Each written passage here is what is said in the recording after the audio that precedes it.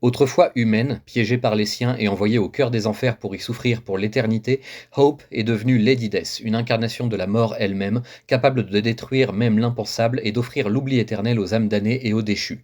Maudite par Lucifer en personne, qui craignait son pouvoir, Lady Death ne peut revenir sur Terre qu'à la condition que toute vie ne cesse. Ayant bataillé durant près de 4 siècles contre les forces infernales et les hordes démoniaques, c'est au terme d'un duel épique contre le prince des mensonges lui-même que Lady Death parvint finalement à vaincre l'adversaire, au prix de ses pouvoirs et de sa force vitale.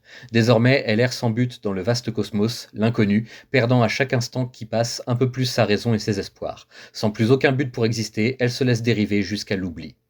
Mais une voix lui apparaît alors, lui intimant de ne pas se laisser disparaître, car un dernier grand combat doit encore être mené, et elle seule semble en mesure de faire face au terrible péril du jugement dernier. Tous les royaumes de la création seront impactés, la disparition de Lucifer ayant entraîné une réaction en chaîne provoquant le déséquilibre complet des pouvoirs cosmiques. Selon la mystérieuse voix, Lady Death est véritablement la seule entité capable d'endosser la destinée de tous les univers. Problème, elle refuse catégoriquement, n'aspirant plus qu'à une paix sans fin. Pour tâcher de l'endoctriner et de lui rendre sa superbe d'antan, la voix expédie Lady Death à travers différents royaumes, dominés par des anges déchus ayant suivi la rébellion de Lucifer, mais l'ayant presque aussitôt amèrement regretté.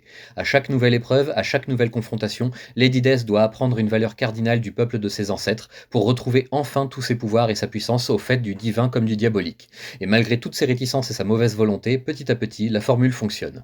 Cependant, le temps presse. Lâché à ses trousses par la disparition de Lucifer, le terrible Astéroth, destructeur des destructeurs, poursuit Lady Death à travers les différentes couches de la réalité pour l'éradiquer totalement et ainsi accomplir la juste vengeance de son maître Oni.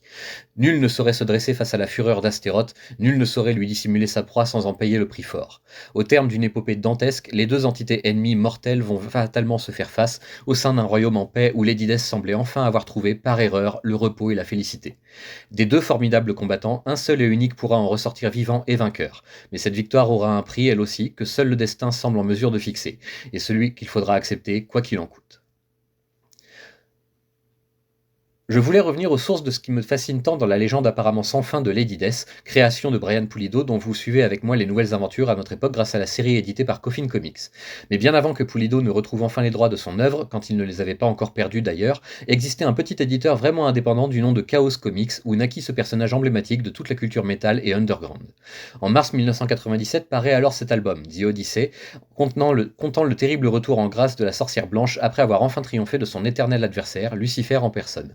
Tout comme Ulysse en revenant de la guerre de Troie, Lady Death devra passer par maintes péripéties et souffrir d'infinis tourments afin de pouvoir réclamer sa juste récompense, sa place véritable au sein des panthéons cosmiques.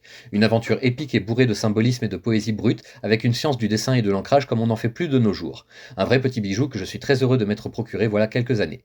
Petit souci cependant, certaines pages dans cet album, pour ne pas dire 1/3 environ, sont scannées vraiment à petit format, ce qui rend l'écriture très difficile à discerner dans les phylactères, sans aucune raison apparente pour justifier ce choix matériel dans la composition du tome. Est-ce parce que les planches originales étaient trop grandes pour être correctement rendues au bon format, ou bien erreur d'impression à l'échelle de toute la production?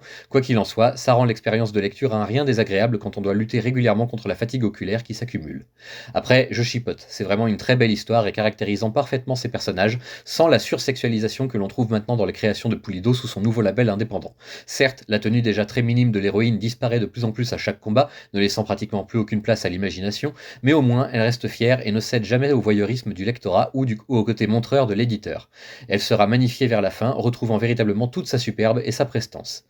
Est-ce pour autant un récit d'horreur? Pas vraiment, il y a un symbolisme assez violent et sanglant, je l'accorde volontiers, mais c'est comme dans toute histoire épique de notre antiquité au final, et sincèrement, on a vu bien pire depuis. Toutefois, je trouvais qu'il était de bon ton de vous faire partager enfin cette histoire, cette ode à la liberté et à la paix jamais retrouvée, malgré une recherche désespérée. Difficile de vous faire votre propre avis, l'album n'étant pas vraiment disponible partout, mais en cherchant bien, vous devriez pouvoir trouver votre bonheur.